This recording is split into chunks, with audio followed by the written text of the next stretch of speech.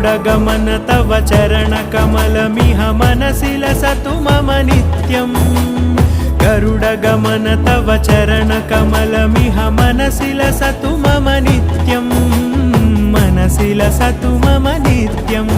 मम तापमपाकुरु देव मम पापमपाकुरु देव मम तापमपाकुरु देव मम पापमपाकुरु देव